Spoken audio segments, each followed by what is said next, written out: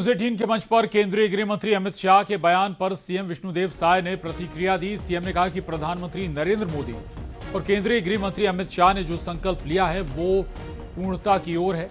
उन्होंने कहा कि छत्तीसगढ़ ही नहीं पूरे देश से नक्सलवाद खत्म होगा। सीएम साय ने कहा कि नक्सल नीति जो प्रदेश में लागू उसका भी असर दिख रहा है।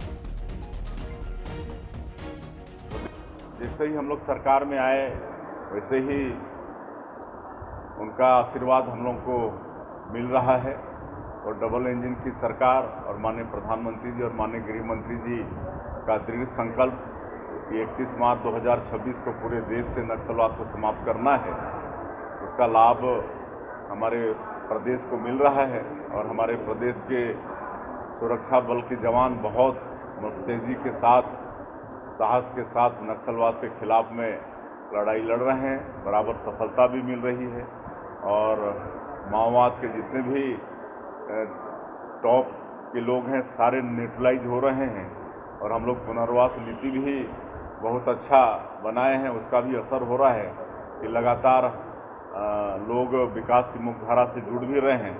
और मुझे पूरा विश्वास है कि माननीय प्रधानमंत्री जी और माननीय गृह मंत्री जी का संकल्प पूरा होगा।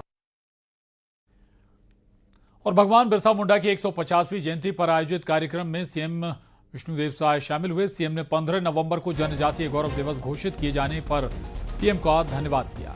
सीएम ने कहा कि इससे जनजातीय समाज का मान सम्मान बढ़ा है।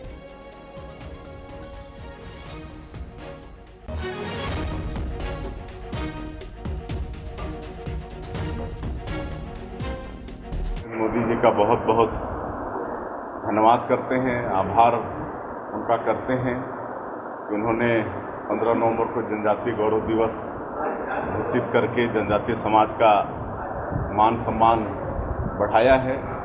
भगवान बिरसा मुंडा मात्र 25 वर्ष जिए, बहुत कम उनकी उम्र थी, लेकिन इतने कम समय में ही उन्होंने अंग्रेजों के दांत खट्टे कर दिए और वो शहीद हो गए।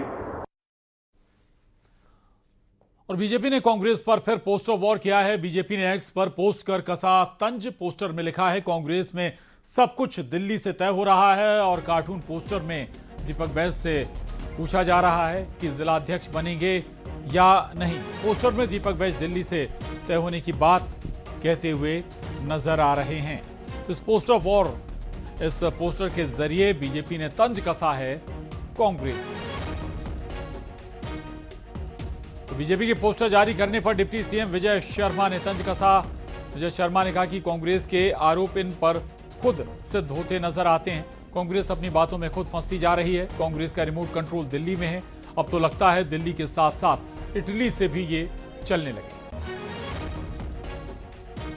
ये आरोप इन पर खुद सिद्ध होते हैं।